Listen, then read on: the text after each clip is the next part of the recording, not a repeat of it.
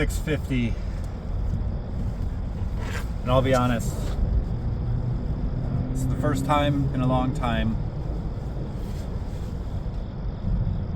that I got up to get ready, and I thought to myself, I could not do this today. It's not even that I want to go back to sleep. I just think I could do anything other than do this run. That's kind of an unfamiliar feeling. Over the last probably year at least, I've gotten up thinking, all right, how's it gonna go today? How am I gonna feel? I'm gonna feel so good after. And now that I'm here, I feel like that. I'm excited. I'm glad I'm here. Like most things, 50% of the battle is just getting out the door. So that's how it's felt lately. I don't know if it's just that having a second child just taking up more mental and physical energy, or maybe it's the sudden change of seasons. It's chillier this morning, as you can see. I've got a light jacket on, so maybe that's all it is. Anyway, I'm not going to dwell on it. I'm here. It's time to do it.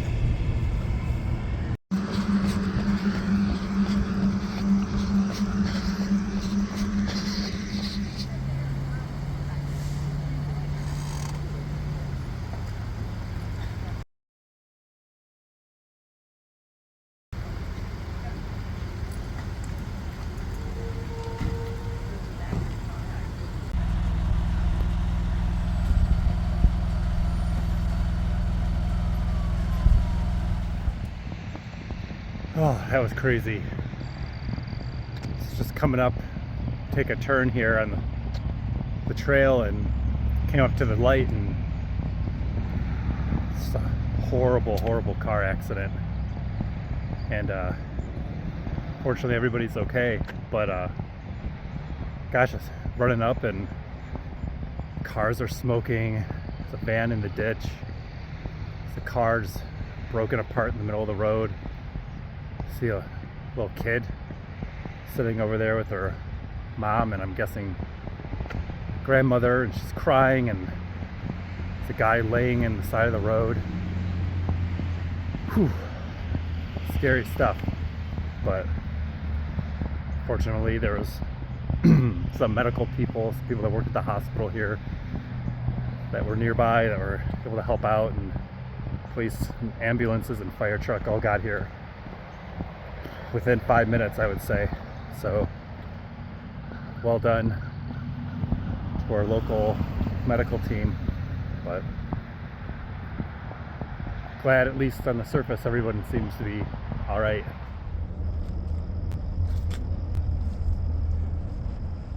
Whew. That was wild. Did 6 miles, though it was interrupted. About mile 4 is where I came across that accident, so paused the watch for a little bit, but it's done. You know, I titled the name of this series The Diary of an Average Runner, and I don't know that I've really defined that for myself. I think obviously I'm not an elite runner, I'm not a professional runner, and so anything less than that or below that standard, I guess, could fall into average runner. I think what this is a representation of is just the average person that likes to get out, get some miles in, likes to push themselves, likes to feel like they're working towards something, and just has fun with it. They're committed to it, they're disciplined to it, but they don't take it so serious to where it runs their life. And so I think for the average runner, just feeling like they're a part of something, a community, but there's other people that have similar goals. And I feel like over the last couple of years I've noticed that running has become really trendy, especially in the area that I live here in Asheville.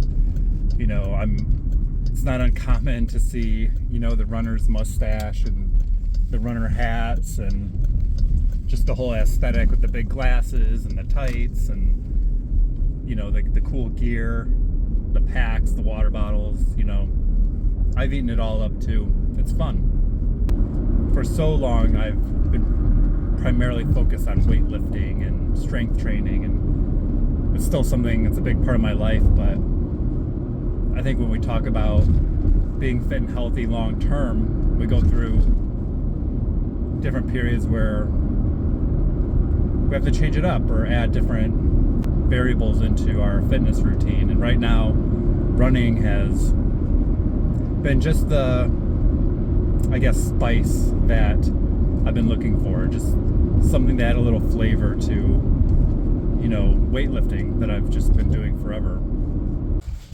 Hi. Do I get a hug? Oh.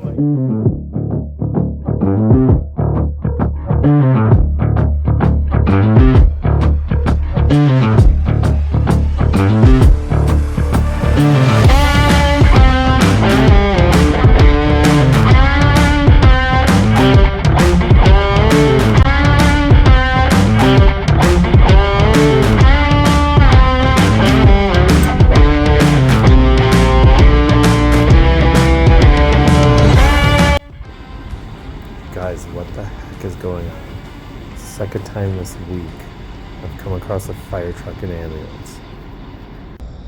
So the good news is I got up early. I feel rested. The unfortunate news is I got here late because there was an ambulance and fire truck outside our place, which blocked me from getting out here earlier. So, second time this week, I've come across an ambulance and fire truck. Hopefully everybody's okay. Guess we'll see. It's a neighbor of ours, so I'm sure we will hear. But I'm here, even if behind schedule. It's the best you can do.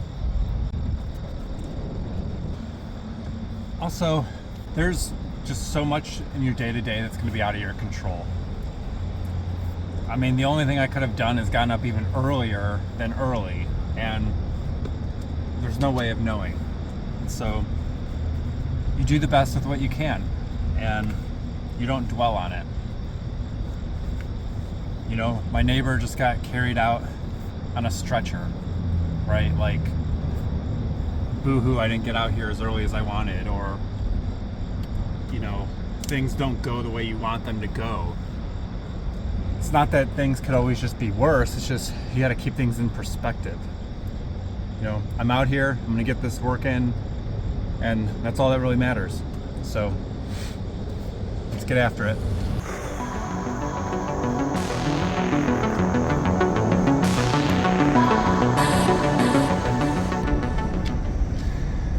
Just finished up. Was able to get 7 miles in. Felt good, strong. My plan today was to work more on my form. So work on my cadence, kind of shorten my stride. I tend to be a little bit of a bouncy runner, so trying to just streamline things a little bit, use my hips a little more. Today I thought went pretty well. I will say, even with a good run today and feeling strong, moving at quicker paces, obviously, I feel tired. I feel exhausted. It does wear on you, and I think in those hard moments on runs, what, as a person, just in general, what pushes you to keep going, to keep the pace, to keep pushing forward, to keep moving quickly, even when you're struggling to catch your breath. And everybody has different motivations. For me, there's a couple things, an identity thing, a personality thing. For me, I look at myself as someone that can do hard stuff, but sometimes you need something right in that moment. And for me, I go to my mom. My mom has lung disease. She was diagnosed, I believe, like a week before I got married to my wife, our wedding. And, they didn't give her that long to live. But, it's been, over 8 years now, and she's still here. And I think about, her struggle to breathe on certain days. And, I think about me on these runs struggling to breathe, and what an honor it is to get to struggle to breathe and to get to move my body and to be strong and to be capable. And I think of someone like my mom who, she's not able to do these things. And, she inspires me to take care of myself and to push through the discomfort because, at this point in her life, she doesn't get that luxury. She doesn't get to choose, something she just has to endure. So if she can endure it all day, every day, I can endure it for a mile or 2 miles or 3 miles or whatever long. And to me, that helps inspire me, that pushes me through. I also just think about, this week specifically, I've seen 2 ambulances and fire trucks, tend to people, whether they're on the road, on the side of the road, or pulling them out of their apartment. And, I don't know their circumstances, their situation, but there's plenty of people out there that, again, just don't have the luxury that I do to where I can get out and move my body like this. And to me, I can't waste it,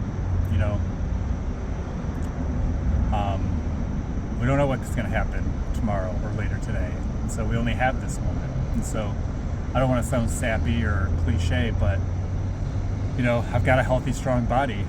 So I feel I have a responsibility to use it and to keep it strong and to fine tune it. And it doesn't mean I'm perfect all the time, but it means I show up each day.